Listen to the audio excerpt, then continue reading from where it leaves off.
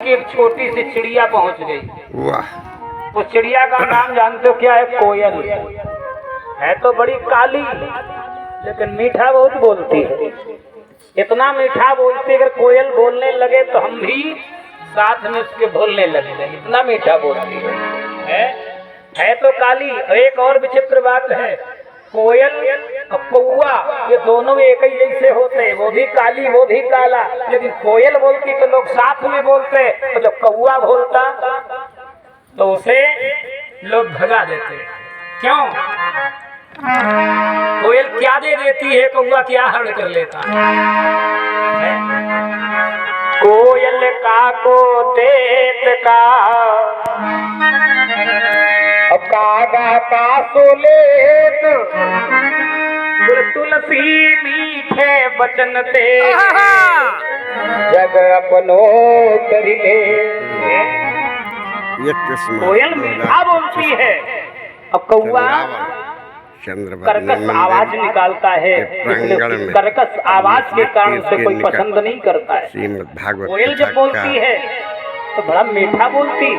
आज जब कोयल जाकर के नंदन वन में बोली तो नंदन वन एकदम हरा भरा हो गया। कथा का प्रसारण कर रहे अरे माली दौड़ करके जाकर देवराज इंद्र के पास, महाराज वाह, एक छोटी सी चिड़िया आई है, पता नहीं कौन है कहाँ की है, लेकिन बड़ी काली क्रूप है, लेकिन बोलती बड़ा सुंदर है। जैसे ही बोली कि नंदन वन हरा हो गया। बताओ क्या आदेश है? देवराज इंद्र ने कहा ऐसा करो, उस पक्षी को सम्मान के साथ में सभा में पेश किया जाए, प्रस्तुत किया जाए, ले आओ से। अब नंदन वन में जब हरियाली छा गई इस पक्षी के कारण, तो देवराज इंद्र ने उस पक्षी को सभा में बुलाया। अब वो बेचारी छोटी सी काली कोयल अब वो कांप रही है। देवराज इंद्र ने कहा कांपो मत, हाफो मत, लेकिन परिचय बताओ आप हैं कौन? तो उसने परिचय क्या दिया? महाराज होठों पे सच्चाई रहती है, जिस दिल में सफाई रहती है।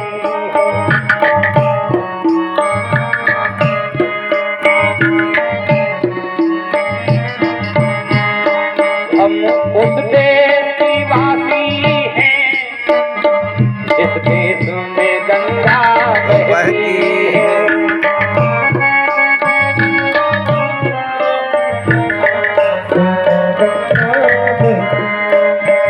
हम उस देश की वासी हैं जिस देश में गंगा बहती है। हम उस देश के वासी हैं जिस देश सच्चाई रहती है, जहाँ दिल में सफाई रहती है, सफाई रहती है, जहाँ दिल में सफाई रहती है। हम उस देश के वासी हैं जिस देश में गंगा रहती है। हम उस देश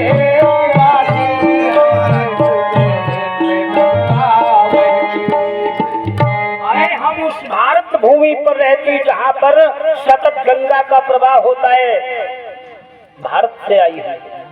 इंद्र ने कहा ओ, तो जब तुम्हारे आगमन से हमारा ये नंदन वन हरा भरा हो गया तो फिर भारत में कितनी हरियाली होगी, कितनी खुशहाली होगी है? वहाँ तुम अकेली रहती हो? नहीं नहीं, अरे हमारी बिरादरी की बहुत हैं, हमारी जैसी। सब प्रणाम किया, बड़ा सुंदर आशीर्वाद रूप में देवराज इंद्र ने उपहार भेंट किया। एक बड़ी सुंदर मणियों की माला पहना तो कह जाओ। अब वो सुंदर माला पहन करके कोयल गीत गाती हुई फिर भारत भूमि पर आ गई। यहाँ पर सब पक्षी देखने आने लगे, भाई ये कहीं से गई थी, इसे उपहार मिला है। तो सबको तो उपहार देखते देखते अच्छा लगा, लेकिन एक ऐसा था जिसे ये रास नहीं आया। वो कौन था? उल्लू। उल्लू को बढ़िया नहीं लगा। उल्लू ने कहा यही थोड़ा मीठा गाती, मीठा तो हम भी गा लेते, एक दिन हम भी नंदन बन जाएंगे। अब वो उल्लू क्या करता है, उल्लू भी एक दिन नंदनवन चला गया। और जब उल्लू गया, अब वो उल्लू भी अपनी समझ से तो मीठा ही बोलता है, और जैसे ही बोला नंदनवन फिर सूख गया। नंदनवन सूख गया। माली ने दौड़ करके कहा महाराज नंदनवन फिर सूख गया। बोले क्यों? बोले अब की बार भी एक पक्षी आया, और जैसे ही वो बोला वन सूख गया। इंद्र ने कहा जाओ और उसे बंदी बनाकर पकड़ करके लेके आओ। अब देखो कोयल मीठा बोलती है तो सम्मान के साथ बुलाई गई, आदर हुआ, सत्कार हुआ है, उपहार दिया गया। और एक कड़ुआ बोलता है तो उसे जबरदस्ती पकड़ करके बुलाया गया है, बंदी बना के लाओ। उल्लू सभा में पहुंचा, कौन हो तुम, कहां से आए हो, परिचय क्या तुम्हारा? तो उसने भी सोचा कि हम भी तो अपना परिचय दें। उसने भी वही परिचय दिया। उसने भी होठों पे सच्चाई रहती है जहाँ दिल में सफाई, होठों पे सच्चाई रहती है जहाँ दिल में सफाई रहती है। हम उस देश के वासी हैं जहाँ,